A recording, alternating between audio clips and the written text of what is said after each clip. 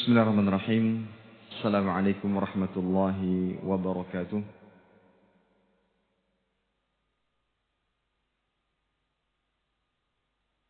Alhamdulillahi ala ihsanih wa syukru lahu ala taufiqihi wa amtinanih. Wa ashhadu an la ilaha illallah wahdahu la syarika lahu ta'ziman li sya'nih. Wa ashhadu anna Muhammadan abduhu wa rasuluhu ad-da'i ila ridwanih. Sallallahu alaihi wa ala alihi wa sahbihi wa sallama tasliman katsira, amma ba'd. Para hadirin dan hadirat sekalian, Bapak Ibu, saudara-saudari kaum muslimin dan muslimat rahimani wa rahimakumullah taala. Alhamdulillah, senantiasa kita panjatkan rasa syukur kita kepada Allah tabaraka wa taala atas segala limpah nikmat dan karunia yang Allah tabaraka wa taala berikan kepada kita. Salawat dan salam senantiasa kita berikan kepada Nabi kita yang mulia, Nabi Muhammad sallallahu alaihi wasallam, beserta kerabat beliau, para sahabat dan orang-orang yang senantiasa terus-menerus berada di jalannya sampai hari kiamat kelak. Para hadirin hadirat sekalian, Bapak Ibu saudara-saudari kaum muslimin dan muslimat rahimani wa rahimakumullah taala, kembali kita melanjutkan pembahasan kitab Arba'in Nawawi yang ditulis oleh Imam An-Nawawi rahimahullah ta'ala. Dan pada kesempatan kali ini kita sama-sama akan mempelajari hadis kelima dalam kitab ini. Baik, yang pertama kita baca hadisnya terlebih dahulu. Dari Ummul Mukminin Aisyah radhiyallahu ta'ala anha, ia berkata bahwa Rasulullah sallallahu alaihi wasallam bersabda, "Man ahdatha fi amrina hadza ma laysa minhu fahuwa raddun." Rawahu al-Bukhari wa Muslim. Wa fi riwayatin li Muslim, "Man 'amila 'amalan laysa 'alaihi amruna fahuwa raddun." Artinya, Nabi sallallahu alaihi wasallam bersabda, barang siapa membuat suatu perkara baru dalam agama kami ini yang tidak ada asalnya, maka perkara tersebut tertolak. Dalam riwayat Muslim disebutkan, barang siapa melakukan suatu amalan yang bukan ajaran kami, maka amalan tersebut tertolak. Baik, yang pertama, bagaimana pandangan para ulama berkaitan dengan hadis ini? Imam An-Nawawi rahimahullah ta'ala memberikan komentar terhadap hadis yang telah disebutkan di atas. Beliau mengatakan, innahu qa'idatun 'azimatun min qawaidil Islam wa innahu min jawami' kalimihi sallallahu alaihi wasallam. Hadis di atas merupakan hadis yang menjelaskan tentang kaidah agung di dalam agama Islam. Agama Islam memiliki kaidah-kaidah agung, di antaranya adalah hadis di atas, di mana Nabi sallallahu alaihi wasallam menyatakan aturan yang harus dipenuhi setiap hamba yang ingin menjalankan ibadah kepada Allah, yang ingin menjadi hamba yang taat kepada Allah, itu dengan mengamalkan amalan-amalan yang didasari dengan adanya perintah serta syariat dari Allah. Karena amalan yang tidak didasari dengan hal tersebut berdasarkan hadis akan tertolak. Sehingga ini ada kaidah yang sangat agung di antara kaidah-kaidah Islam. Fa innahu sharihun fi raddil bid'ah wal mukhtara'at. Hadis ini, kata Imam Nawawi rahimahullah taala, adalah hadis yang sharih, yang jelas untuk menolak segala macam perbuatan atau amal perbuatan yang tidak pernah disyariatkan sebelumnya oleh Allah tabaraka wa taala serta Rasulnya sallallahu alaihi wasallam. Baik. Kemudian ada pula komentar dari Ibnu Hajar rahimahullah ta'ala berkaitan dengan hadis ini. Beliau mengatakan, hadzal hadis ma'dudun min usulil Islam wa qa'idatun min qawaidihi. Hadis ini terhitung sebagai usul atau pokok keislaman dan sebagai kaidah daripada kaidah-kaidah Islam. Tentunya ketika sesuatu disebut sebagai kaidah dan usul, maka sebuah agama tidak akan tegak, atau agama seseorang tidak akan tegak dan tidak akan kuat kecuali jika didasari dengan kaidah-kaidah atau usul-usul yang ditetapkan oleh syariat Islam. Di antaranya adalah pengamalan dari hadis ini. Bahwa beramal, beribadah harus didasari dengan landasan syar'i. Yang tentunya tidak lepas dari sumber atau pedoman hidup seorang muslim, baik Al-Quran maupun hadis Nabi Sallallahu Alaihi Wasallam. Kemudian ada lagi keterangan dari Syekh Sa'di rahimahullah ta'ala yang mana beliau mengatakan, hadis ini merupakan salah satu dari hadis yang agung. Yang mana hadis yang agung ini bagian dari syarat diterimanya amal ibadah.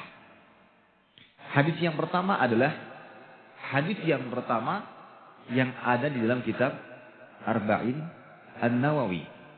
Di mana Nabi SAW mengatakan innamal a'mal binniyat. Sesungguhnya amalan itu tergantung pada niatnya. Dan dijelaskan oleh para ulama, al-a'mal yang disebutkan dalam hadis ini adalah amal soleh.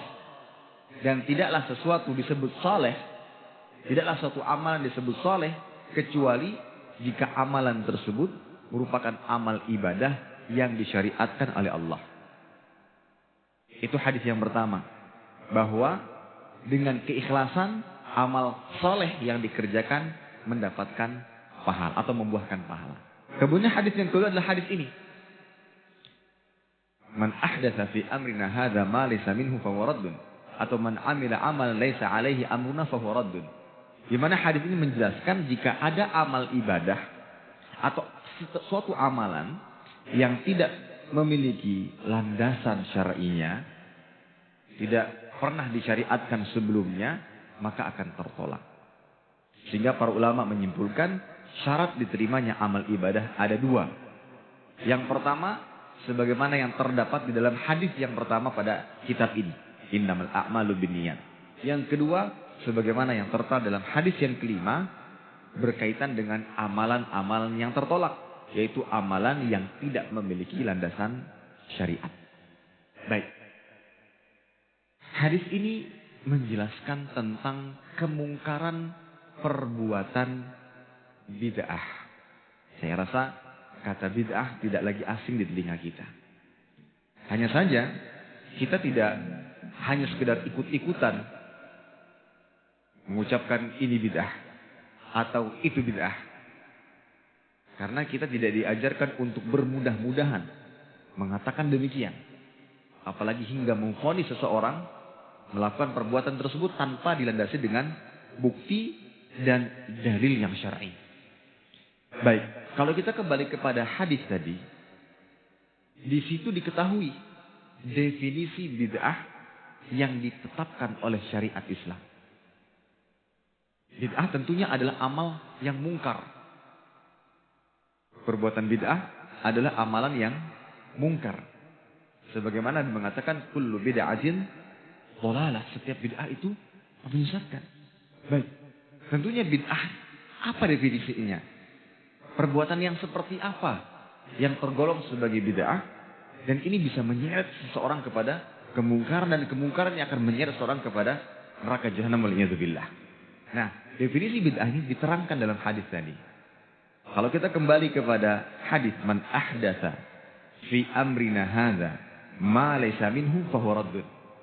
Maka kita simpulkan bahwa sesuatu amal akan tertolak. Atau suatu amal dikatakan sebagai amalan yang bid'ah dan akan tertolak atau pasti tertolak jika terkumpul di dalamnya tiga hal. Yang pertama, sesuatu yang baru. Yang kedua, sesuatu yang baru ini hubungannya dengan agama. Dikait-kaitkan dengan agama. Ada sebagian mengatakan itu bagian daripada ibadah. Tapi dia baru. Yang ketiga, tidak didasarkan dengan dalil syar'i atau tidak pernah disyariatkan oleh Allah Subhanahu wa taala.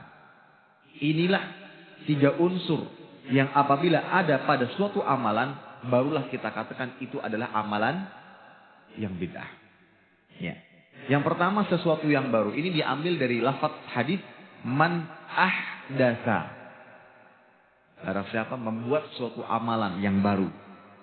Adapun yang kedua, suatu amalan baru ini dalam masalah agama. Ini diambil dari lafaz fi amrina hadza. Amr di sini kembali kepada perkara agama. Sesuatu yang baru, kemudian dari perkara agama. Kemudian, adapun yang ketiga, tidak disandarkan dengan dalil syar'i, ya. Ini diambil dari sabda Nabi, ma laisa minhu. Ma laisa minhu. Maka ketika ada amal, amalan ini adalah amal kalau menurut kacamata kita, wah ini adalah amalan yang baik nih. Amalan ini pantas untuk kita golongkan sebagai ibadah. Tetapi satu, dia baru. Diketahui baru bagaimana? Ya belum pernah ditemukan adanya syariat yang menunjukkan hal tersebut. Maka dikatakan baru. Karena sejatinya ajaran agama Islam itu tidak pernah berubah semenjak diutusnya atau diangkatnya Muhammad sebagai seorang nabi dan rasul. Hingga sekarang semestinya sama. Selama kembali kepada Al-Quran dan Sunnah, maka akan ditemukan kesamaan. Tidak ada perbedaan. Maka ketika ada amalan yang tidak dilandasi dengan dalil tadi, maka dikatakan baru. Kemudian yang kedua, tentunya itu adalah perkara agama. Dan yang ketiga dia akan tidak dilandasi dengan dalil syar'i. Baik, untuk lebih memahamkan kita agar kita bisa membedakan mana bid'ah dan mana yang tidak. Sekarang kita contohkan saja laptop. Laptop sesuatu yang baru ataukah tidak? Maka kita sepakat, oh ini baru. Ya, dicari saja hadisnya, riwayatnya tidak ada pernah seorang sahabat menggunakan laptop saat ceramah. Berarti baru. Baik. Apakah ini bid'ah? Tunggu dulu, sabar. Kita masukkan ke dalam ketentuan yang kedua. Apakah laptop ini atau penggunaan laptop ini dikatakan zat ibadah? Maka tentu kita serempak menjawabnya, dia bukan zat ibadah. Ya, dia bukan zat ibadah. Tapi kita bisa dapat pahala dengan menggunakan laptop. Ketika apa? Digunakan untuk menulis artikel ilmiah. Digunakan untuk meletakkan video ceramah, kemudian kita tonton, kita ambil manfaat. Maka menggunakan laptop sebagai sarana untuk bisa mendapatkan pahala. Tapi tak satu pun mengatakan laptop atau menggunakan laptop secara zatnya adalah ibadah. Berarti meskipun dia baru, dia tidak digolongkan sebagai perkara bid'ah. Begitu pula yang lainnya. Kita katakan saja banyak sekali yang baru di muka bumi ini. Dengan kecerdasan manusia, ya. Apalagi yang mungkin di antara tian-tian yang hidup di beberapa generasi. Generasi yang dulu sempat sulit memikirkan bagaimana ya komunikasi, bisa berkomunikasi jarak jauh. Mungkin pian-pian yang hidup di zaman 60-an. Mungkin belum sempat terpikirkan dahulu seperti itu. Ya. Sampai bisa bertatap muka, padahal orangnya di luar negeri bahkan. Sekarang itu terwujud. Itu perkara baru. Tapi apakah kita kategorikan sebagai perbuatan bid'ah? Kalau kita kembalikan ke dalam hadis, tidak masuk dalam perkataan bid'ah. Tapi kalau seandainya diambil dari sisi makna bahasa sesuatu yang baru, ya dia sesuatu yang baru. Tapi dia bukan bagian daripada perkara agama. Sekarang kita ambil contoh sholat tarawih. Ini kan yang sering kali dipermasalahkan. Sholat tarawih menurut sebagian orang itu adalah perkara yang baru. Menurut sebagian orang itu adalah perkara yang baru. Kenapa? Karena ada perkataan Umar, ni'matu bid'ah hadhihi. Seenak-enaknya dan senikmat-nikmatnya bid'ah adalah sholat tarawih secara berjamaah. Karena di masa kekhalifahan beliau, para sahabat itu sholat tarawihnya masing-masing. Sama-sama ke masjid. Tapi masing-masing tidak berjamaah. Ada yang sholat di pojok sana masing-masing. Kemudian beliau kumpulkan kembali, dan laksanakan secara berjamaah dengan satu imam. Kemudian beliau mengucapkan tadi, senikmat-nikmatnya bid'ah adalah ini. Nah, sehingga dia mengatakan, sholat tarawih itu bid'ah. Karena ada perkataan Umar demikian. Baik, kita jangan buru-buru menyimpulkan hal tersebut. Kita ambil kasus ini dan kita masukkan di dalam kaidah yang telah disebutkan. Pertama, apakah dia perkara baru? Taib. Mungkin kalau kita loncat dulu ke poin yang kedua. Apakah dia bagian daripada agama? Iya, jelas. Sholat tarawih. Nah, apakah dia perkara baru? Dibuka-buka oleh para ulama. Dilihat-lihat sejarahnya. Dilihat riwayat-riwayatnya. Ternyata ini bukan sesuatu yang baru. Kenapa? Tatkala Nabi SAW masih hidup, beliau sempat 2 atau 3 kali sholat tarawih secara berjamaah.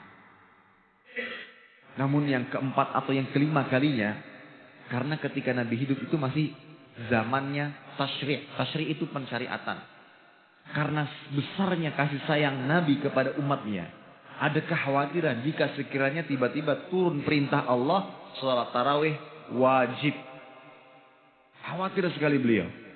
Akhirnya, karena tidak ada kewajiban tersebut, beliau tidak lagi sholat tarawih berjamaah. Ditunggu-tunggu. Jadi hari pertama hanya segelintir orang berjamaah nih bersama Nabi. Hari kedua semakin membanyak. Hari ketiga, hari keempat membludak. Ditunggu-tunggu Nabi tidak kunjung datang. Ternyata beliau khawatir jika itu akan diwajibkan nanti. Padahal sahabat sangat bersemangat. Pada saat itu sahabat memahami bahwa sholat tarawih secara sendiri-sendiri. Sampai di zaman Umar, kemudian beliau hidupkan sunnah itu kembali. Berarti apakah masuk dalam kategori kata bid'ah? Tidak. Berdasarkan hadis di atas. Kenapa? Karena bukan baru. Dan apakah ada landasan dalil? Ada. Apa landasan dalilnya? Perbuatan. Jadi dalil itu bukan hanya sekedar ucapan Nabi. Jadi hadis itu, sebagaimana terang oleh para ulama, ma'udhifa ilan Nabi sallallahu alaihi wasallam min qaulin aw fi'lin aw taqririn. Jadi segala sesuatu yang disandarkan kepada Nabi, baik berupa ucapan. Qala Rasulullah sallallahu alaihi wasallam bersabda, hadis. Yang kedua, perbuatan. Ya. Misal, kana Nabi sallallahu alaihi wasallam kaza wa kaza. Bahwasanya Nabi sallallahu pernah melakukan ini dan ini. Maka ini hadis dan bisa dijadikan sebagai hujjah. Yang ketiga, takrir, penetapan. Beliau tidak mengucapkan dan tidak pula melakukan. Contoh, bob, ya kan? Masalah bob, binatang atau yang kita sebut sebagai biawak atau mungkin juga kita sebut sebagai kadal. Tapi bob itu hidupnya di padang pasir, di gurun. Ketika dihidangkan, beliau singgah di suatu tempat dan ini menjadi makanan khas di daerah tersebut. Kemudian beliau dihidangkan dengan makanan bob, beliau menghindarinya. Kemudian ketika ditanya apakah ini haram, la aquluhu wa la uharrimuhu. Beliau tetapkan bahwa itu tidaklah haram, tapi beliau tidak memakannya. Sebagian ahli hadis mengatakan mungkin beliau tidak suka dengan baunya atau mungkin tidak suka dengan yang lainnya. Ini salah satu adab kita. Kalau kita tidak suka terhadap makanan, nggak perlu banyak komentar. Cukup saya tidak memakannya, selesai. Nggak perlu dikomentari. Oh ini bau ini, nggak perlu. Ini adab terhadap makanan. Contoh bagaimana bisa. Kalau beliau tidak suka, kalau beliau suka beliau akan makan. Kalau tidak suka beliau akan tinggalkan. Seperti itu. Nah, dari sini kita pahami bahwa sholat tarawih tidaklah perbuatan bid'ah. Dan silahkan diaplikasikan dalam amalan-amalan lainnya. Jadi kalau perkara duniawi ketika dia bukan bagian daripada ibadah, maka tidak pas untuk dikatakan. Tapi kalau seandainya ada amal ibadah, ada yang ajak kita seperti ini yuk.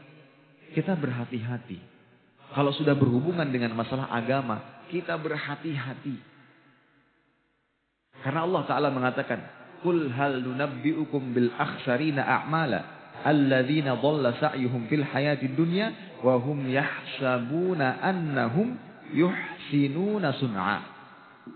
Katakanlah, maukah aku kabarkan kepada kalian Orang-orang yang paling buruk atau paling merugi amal perbuatannya. Siapa mereka?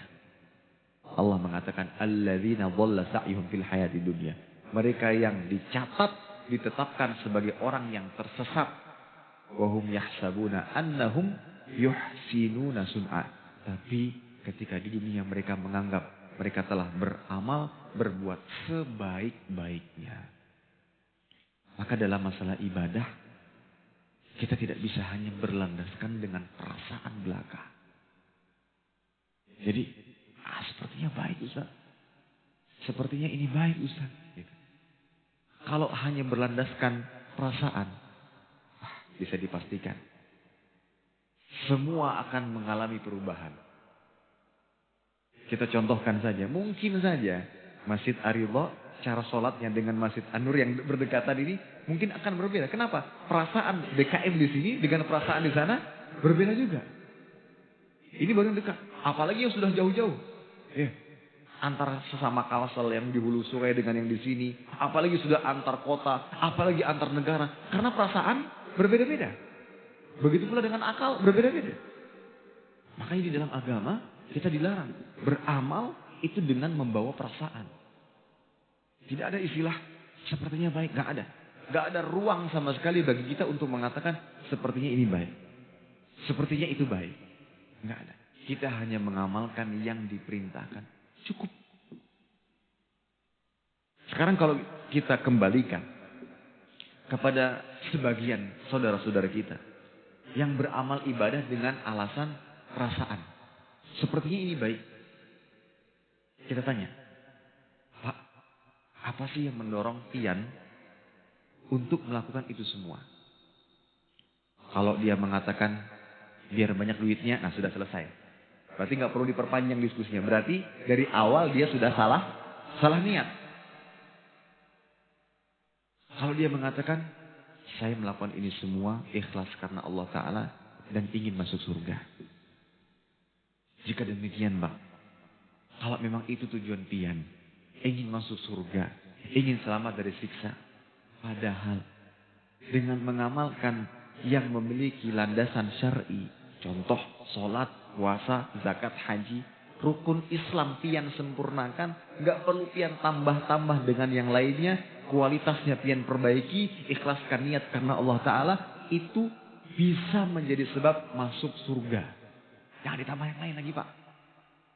Disebutkan dalam sebuah hadis, ada salah seorang Arab Badui datang kepada Nabi mengatakan, dullani ala amal, idza amiltuhu dakhaltul jannah. Ya Nabi Allah, tunjukkan kepadaku amalan-amalan yang jika aku amalkan, aku masuk surga.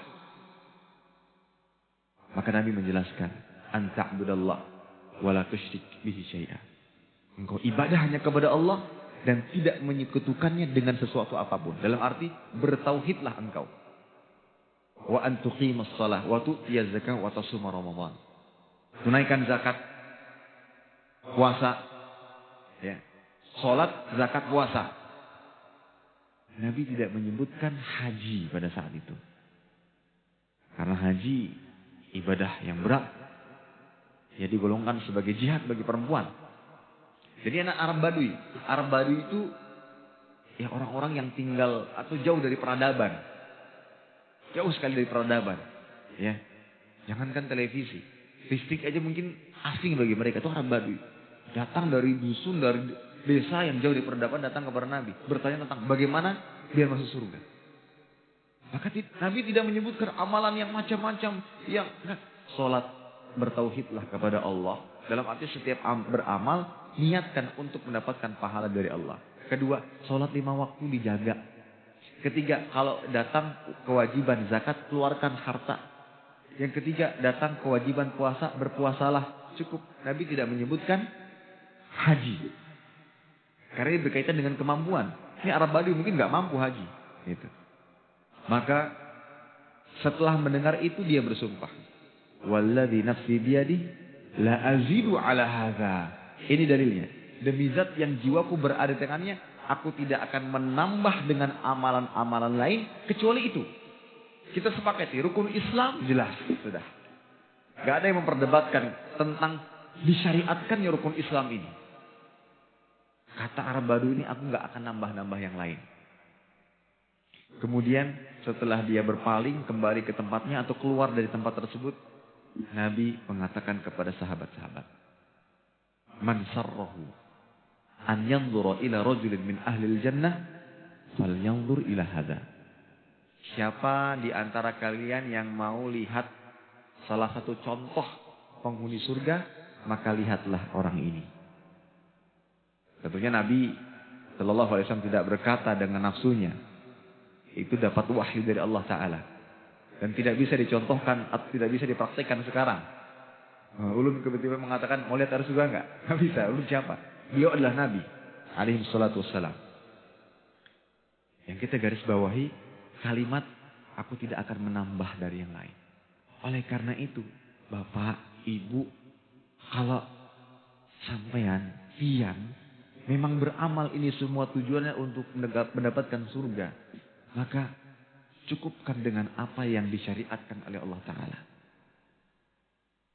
Apa yang terlihat, apa yang dirasa itu baik, itu tidak bisa menjadikan landasan kebenaran sebuah amalan. Karena kita diperintahkan untuk mengamalkan yang sesuai dengan tuntunan. Baik dalam masalah akidah, amal ibadah, muamalah. Cukupkan itu semua. Ini andai kata kita tidak tahu apa-apa dalam ibadah ini kecuali sholat 5 waktu. Sehingga apa? Ulun jaga kualitas sholat 5 waktu. Azan dikumandangkan bagi laki-laki ke masjid dia. Dia perbagus wudunya. Dia perbagus kualitas sholatnya. Dimulai dari takbir. Dia berusaha untuk khusyuk karena Allah Ta'ala. Salam.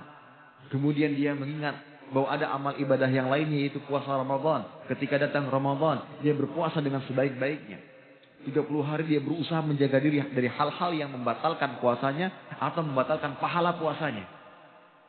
Kemudian tatkala harta terkumpul, sudah mencapai nisab dan 1 haul, dia keluarkan zakat. Dia hanya menjaga apa yang ada. Dia perbaiki kualitasnya. Ketahuilah itu sudah menjadi penyebab masuk surga. Kemudian banyak lagi amal-amal yang lain yang juga termasuk penyebab masuk surga. Kalau memang tujuan pian tadi dalam beramal adalah masuk surga. Contoh, coba pian terus belajar. Coba pian terus menimba ilmu agama. Belajar dan menimba ilmu agama. Selain tujuannya adalah untuk mencari ilmu, menambah ilmu, agar dengan ilmu ibadah kita lebih baik. Dia adalah zat tersendiri yang disebut sebagai ibadah. Jelas? Pian ke masjid, ada kajian, pian duduk, bersabar, menunggu. Dari selesai sholat ba'diyah maghrib sampai dengan azan dikumandangkan, pian duduk bersabar. Mungkin sedikit ngantuk, enggak apa-apa, tahan, bersabar. Mungkin sedikit lelah, enggak apa-apa, tahan. Apa keutamaannya? Kita hafal hadisnya, kita tahu hadisnya. Man salaka tariqan yaltamisu fihi ilman, sahalallahu lahu bihi tariqan al jannah. Barang siapa menempuh sebuah jalan dalam rangka menimba ilmu agama, Allah Ta'ala akan mudahkan jalan baginya menuju surga. Maka kita simpulkan, oh, belajar dan menimba ilmu agama, jalan pintas menuju surga. Maka ia pantas dijadikan sebagai amalan andalan hamba untuk masuk surga. Pian sudah lakukan belum? Kita tanya lagi. Pian belajar gak selama ini? Pernah gak pian duduk? Atau rutin gak? Atau cuma sesekali aja? Padahal kita sama-sama sepakat. Kan kita ingin masuk surga. Ini amal yang jelas loh Pak. Gitu. Jadi ini untuk membuka kembali hatinya. Ya. Ini juga bisa kita praktikkan dalam diri kita. Dan ini juga salah satu tambahan ilmu, bekal untuk kita menjelaskan kepada keluarga kita.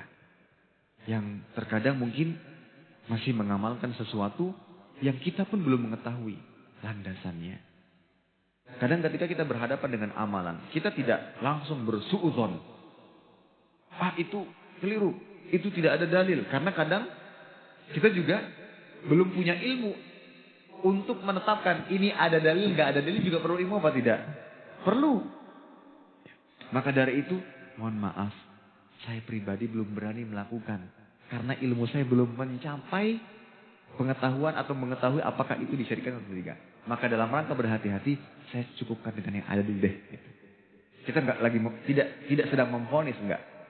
Kita hanya memikirkan bagaimana keselamatan diri kita kelak pada hari kiamat.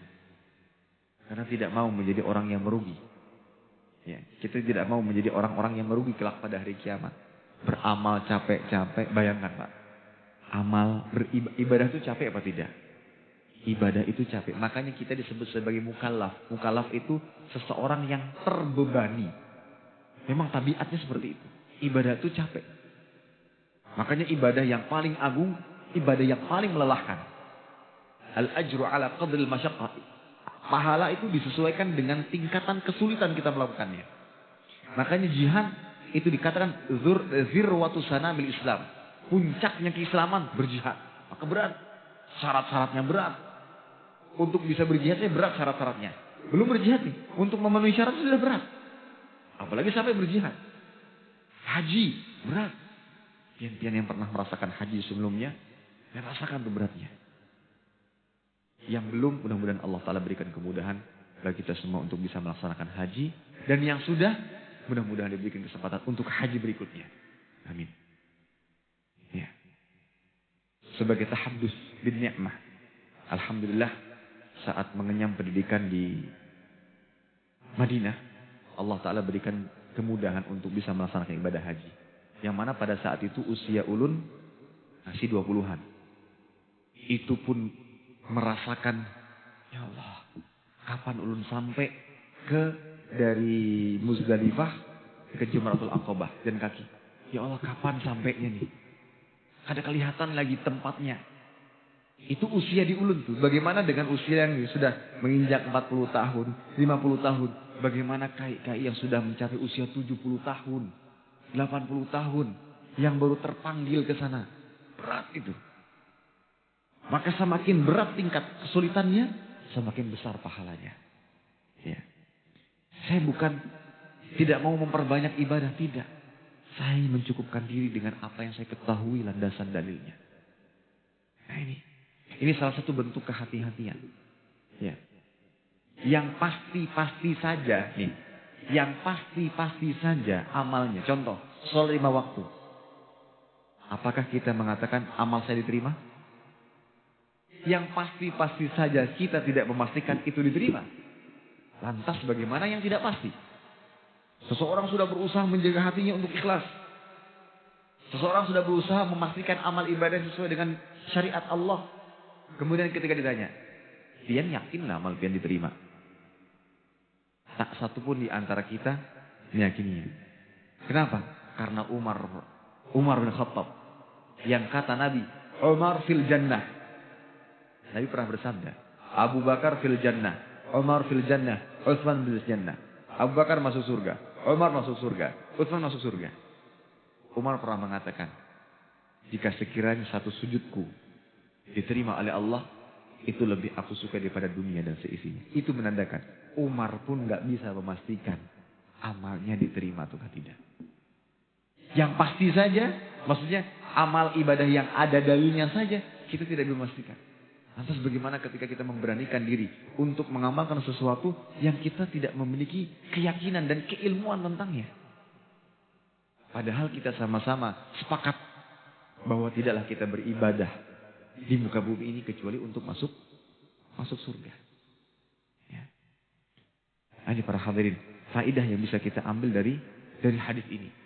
Ya. Makanya ada perkataan dari Imam Ibn Rajab berkaitan dengan mendefinisikan hadis di atas. Fa kullu man ahdatsa syai'an wa nasabahu ila ad-din wa lam yakun lahu asl min ad-din yurja'u ilaih fa huwa dhalalah. Setiap sesuatu yang dibuat-buat kemudian disandarkan kepada agama tanpa memiliki landasan dan dasar dalam Islam, maka ini sesuatu yang menyimpang. Agama Islam berlepas diri dari amalan tersebut, baik dalam permasalahan akidah, ibadah, muamalah yang nampak maupun yang tersembunyi. Hadis ini memberikan pelajaran kita untuk lebih berhati-hati di dalam beramal. Kita tidak mau kan capek beribadah tapi disamakan dengan orang yang tidak pernah meletakkan keningnya di atas sajadah. Ini ada orang sujud terus. Ini ada orang nggak pernah sujud. Namun nasibnya di hari kiamat sama. sama-sama masuk neraka waliyadzubillah. Ini nggak pernah sujud, ini sering sujud. Tapi di akhirat sama-sama nasibnya. Nggak menjadi penghuni surga. Kenapa? Yang ini ya nggak dapat pahala karena memang nggak mengamalkan apa-apa sebelumnya. Yang ini dia beramal tapi tertolak. Dan sebab amal tertolak, satu tidak ikhlas dalam beramal. Dua, ya amalannya tidak sesuai dengan syariat Allah. Ketika membaca hadis ini, seringkali ulun berpikir, sholat yang ulun kerjakan ini paskah, sudahlah. Cara puasa sudah paskah belum? Ibadah-ibadah pokok dulu. Kita tidak berbicara yang sunnah-sunnah. Ibadah pokok dulu yang kita pertanyakan. Sudah pas atau belum? Apalagi yang diberikan kesempatan untuk umrah atau haji. Semestinya ya, manasik umrah itu kurang kalau sekali. Makanya ada sebagian travel, Ustaz kalau manasik kami jauh-jauh hari sudah manasik. Karena apa? Kalau manasik cuma sekali, itu bukan manasik umrah. Itu pengumuman tentang umroh. Kena pakai baju ini. Kena hotelnya ini. Nah itu pas satu kali aja. Tapi untuk manasik umroh, nggak bisa. Oleh karena itu yang sudah ada niatan umroh. Atau mungkin belum terkumpul uangnya. Tapi sudah niat nanti umroh. Jadi sekarang sudah belajar umroh. Karena biaya besar. Mengeluarkan tenaga. Meninggalkan keluarga saat berangkat. Di sana malah sia-sia kan rugi. Rugi. Nah ini harus kita lebih memperbekal diri dengan ilmu agar amal ibadah kita diterima oleh Allah Subhanahu wa taala. Baik. Para hadirin hadirat sekalian rahimani wa rahmakumullah taala. Sebagai penutup beberapa menit lagi waktu Isya, ada satu prinsip yang mudah-mudahan prinsip ini membantu kita untuk lebih berhati-hati dalam bertindak. Terutama dalam mengamalkan ibadah. Yaitu apa? Selalu memikirkan keselamatan di akhirat. Ini prinsip. Contoh. Ketika dia melakukan perjalanan. Safar jauh. Karena dia memikirkan keselamatan dirinya, keluarga yang ia bonceng. Maka dia cek. Semua dicek. Mobil misalkan ya. Dicek mesinnya. Bagaimana angin bannya. Bagaimana olinya. Semua dicek. Itu dilakukan dengan adanya dasar memikirkan keselamatan. Maka berbicara tentang akhirat pun demikian. Jika kita selalu memikirkan keselamatan. Maka ini akan membuat kita lebih berhati-hati dalam beramal. Satu. Dalam masalah maksiat. Maka kita akan menghindari maksiat. Dua. Dalam masalah perintah. Maka kita terus akan menjalankan perintah. Begitu pula dengan masalah ini. Dalam menjalankan ibadah. Kita pun berhati-hati. Jangan sampai melakukan amal ibadah yang sia-sia. Ini dicontohkan oleh para sahabat. Selalu memikirkan masalah akhirat. Kita berikan contoh. Satu kisah tentang Utsman bin Affan. Jadi biar lebih menjiwai ya, kita ceritakan dari awal. Utsman bin Affan suatu ketika duduk di sebuah tempat. Kemudian Umar lewat. Dan mengucapkan salam kepada Utsman. Assalamualaikum. Utsman tidak menjawab. Dan tidak menjawab salam. Di mata para sahabat ini sesuatu yang aib. Yang jelek sekali. Maka Umar pun melewatinya dengan rasa kecewa. Kemudian bertemu dengan Abu Bakar dan mengatakan, "Ma yu'jibuka, apalagi yang membuatmu heran dan aneh dibandingkan aku melewati Utsman dan Utsman tidak menjawab kepadaku." Radhiyallahu ta'ala anhum ajma'in. Maka Abu Bakar dan Umar datang kepada Utsman. Klarifikasi. Nah, ini pelajaran pentingnya kalau kita ada masalah, segera klarifikasi dan tabayun. Jangan berlalu laut. Jangan nunggu 1 tahun hanya maaf-maafan. Segera. Seperti dilakukan oleh Abu Bakar. Datang ke Utsman bertanya. Tabayun. Ini saudaramu kata Abu Bakar. Datang kepadamu melewatimu. Mengucapkan salam namun kau enggak menjawab. Apa sih penyebabnya? Maka kata Utsman, wallahi demi Allah, ma sya'artu annaka mararta bi wala salabta. Demi Allah, aku tidak mengetahui, tidak merasakan engkau lewat dan engkau mengucap salam. Kata Abu Bakar, shadaqa Utsman. Utsman telah jujur. Dia disibukkan dengan sesuatu. Nah, jadi pertanyaan, sekelas Utsman disibukkan dengan sesuatu yang membuat dia tidak salam. Padahal tidak menjawab salam itu aib sekali. Perkara apakah yang sedang dipikirkan Utsman? Ternyata Utsman sedang memikirkan keselamatan pada hari kiamat.